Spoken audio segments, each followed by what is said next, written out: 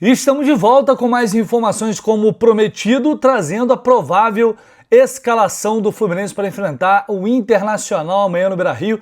E já adianto para vocês, uma escalação bem diferente, o Zubeldia testando uma alternativa que ele quase colocou num jogo recente, fora de casa, agora acho que foi contra o Santos, se eu não me engano.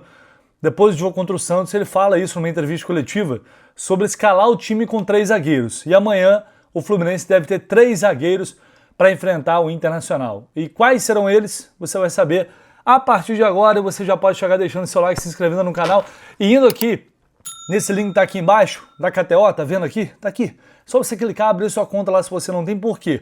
Tem um super odão da KTO para o jogo de amanhã. John Kennedy vai ser titular. Uma vitória do Fluminense com o gol do John Kennedy, odd 9. Aí você vai falar, Lessa, tá de sacanagem, né? Fluminense todo modificado, não sei o quê, vai ganhar o Inter no Beira-Rio. Gente, o Inter é um time absurdamente inconstante, tá na parte de baixo da tabela, e o Fluminense, vamos esquecer um minutinho só, Libertadores? Rapidinho. No Brasileiro, o Fluminense está em terceiro lugar, né? Então temos uma questão aí. É claro que a escalação diferente ela impacta nisso também, mas é aquele negócio. Você pode usar a chance extra na KTO. Se você não usou ainda, só você lá selecionar promoções, chance extra. Se você perder, você pode tentar de novo na próxima rodada em forma de crédito de aposta até R$30. Até R$30. Apostou 15, por exemplo, nesse odão aí. Ah, perdeu. Pô, na próxima rodada, a KTO te devolve esses 15 para você tentar de novo. Mas tem que ativar nas promoções. E claro, depois no nosso pré-jogo vou trazer aqui uma opção interessante também, uma combinada e tal. Mas esse odão aí, eu acho que vale arriscar, tá? Só você clicar nesse link aqui que é específico do jogo, abrir a sua conta lá é muito importante, só de você fazer o seu cadastro, você já ajuda demais aqui o canal do Lessa. Então vamos para a provável escalação do Fluminense amanhã, que deve ter 3 zagueiros, como eu falei.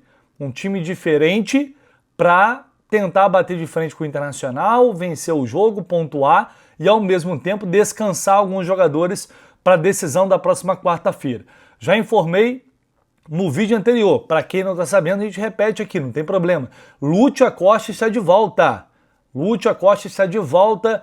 Não sei se ele vai ser opção no banco de reservas, talvez tenha condições de disputar alguns minutos, mas a ida do Lúcio para Porto Alegre é, evidentemente, pelo fato de ele poder jogar na quarta-feira porque está recuperado. É uma viagem casada. Nonato também está de volta. São as novidades nessa relação. Então, o Zubeldia deve escalar amanhã o time. Pelo que eu apurei, é uma provável escalação, ainda mais quando tem muitas mudanças assim. Sempre pode ter uma imprecisão, mas o que eu consegui apurar é um time com Fábio, Samuel Xavier, os 3 zagueiros, James, Freitas e Midjan.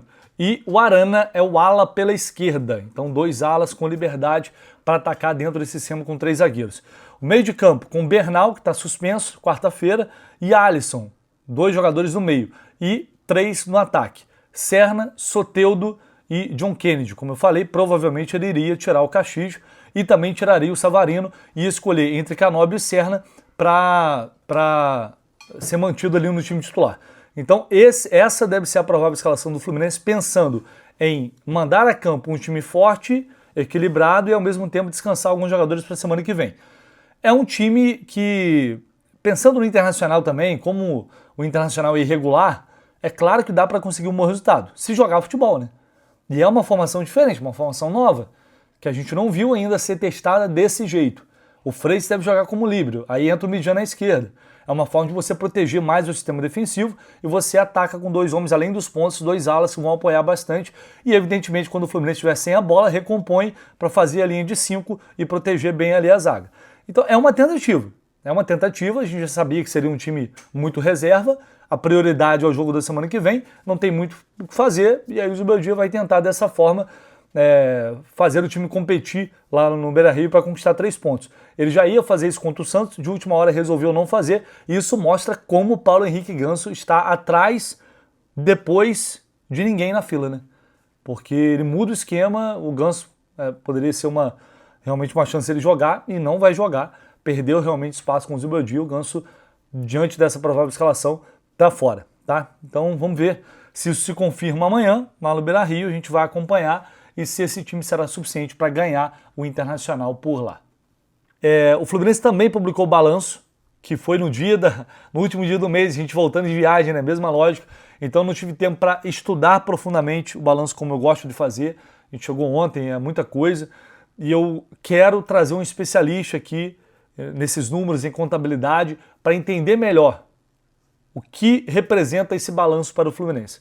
Porque eu não sou um especialista da área, eu não entendo muitas coisas, muitos termos, enfim, eu realmente não entendo, não tenho essa capacidade, então eu prefiro trazer uma pessoa que entenda para explicar melhor o que esse balanço diz para a gente.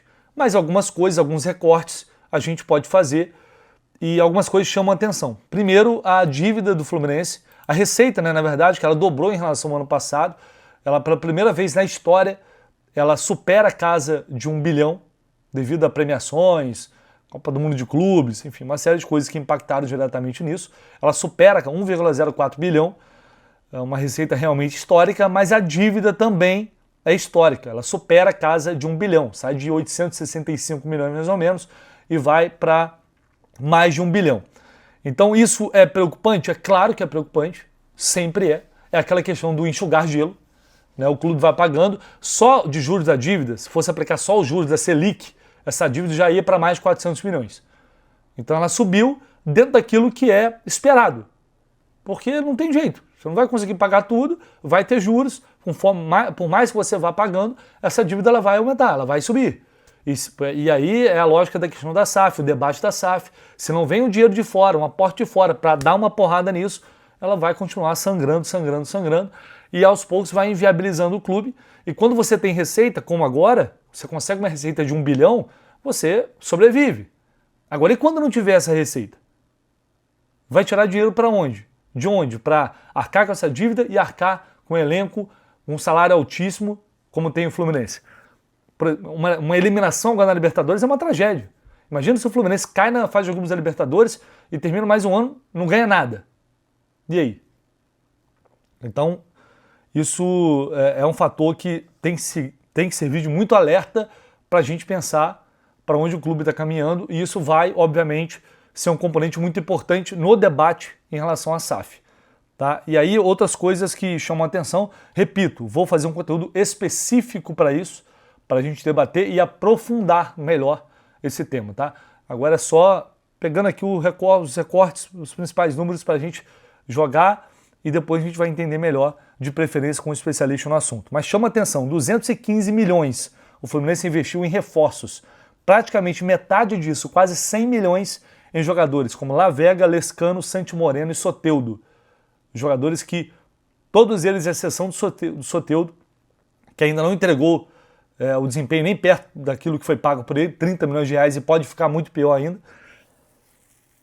Os outros foram emprestados. Aí chama atenção, mais de 7 milhões pelo Nonato, mais de 8 milhões pelo Lavega, que era um valor que não tinha sido revelado até então. 1,5 milhão de dólares, mais ou menos, é o que está isso. Valor total dentro do mercado, para uma promessa que pode ou não dar certo, mas o Lavega tinha contrato encerrando, acabando. Poderia ter saído de graça e o Fluminense pagou. Por quê? Ninguém sabe até hoje. Otávio, também mais ou menos o valor. O Otávio, mais de 8 milhões de reais também. Praticamente, não, 1,5 milhão de dólares ali. É o que o Fluminense pagou por ele. Aí tem o Lescano, quase mais de 30 milhões, 31 milhões. Santi Moreno, praticamente 30 milhões de reais. Olha só o que o Fluminense investiu em jogadores que não conseguiram dar retorno. O alento é o Lúcio Acosta, que custou 20 milhões, quase 21, e, enfim, se tornou um dos principais jogadores da equipe. É o que ameniza um pouco isso. Mas realmente é muito dinheiro, é muita grana em jogadores que não conseguiram performar ou nem próximo disso. Custo-benefício lá embaixo, ao contrário do Hércules e até do Canópio, que é um jogador que é muito criticado, está numa fase muito ruim agora, mas é um cara que vem sendo titular, um cara que ajudou em muitos momentos e pode voltar a ajudar, pode voltar a jogar, mas não tem nem comparação com os outros aí que, enfim, já estão emprestados e talvez nem voltem mais para o clube. Isso tem um impacto muito grande, não há como negar. São valores altos e quando o jogador não te entrega, não te dá retorno técnico, você tem que emprestar como foi feito e fazer o quê? Contratar mais. Que é o que o Fluminense teve que fazer. Está fazendo ainda, né? O Hulk está chegando aí. Então, cara, enfim, como a gente já imaginava, isso ia ter um impacto porque parte quase 25% dessa dívida que o Fluminense tem, 245 milhões de reais praticamente, é dívida para pagar compras de direitos econômicos dos jogadores. Então é um valor significativo. Se o cara sai e não te dá retorno nenhum, você tem uma dívida e vai ter que fazer mais dívida para contratar aqueles que saíram e não deram resultado. Por isso eu falo, é uma bola de neve, é muito complicado. Ainda bem que teve essa receita altíssima no ano passado, mas agora, esse ano vai ser como? Fica o questionamento e a preocupação em relação a esses números, tá? E assim que possível, a coisa acalmar, a gente vai trazer um conteúdo específico sobre isso, para a gente entender melhor para onde o Fluminense está indo, tá bom? Fechou, pessoal? Vamos ficando por aqui. Deixe seu like, seu comentário, se inscreva no canal. Tamo junto. Valeu!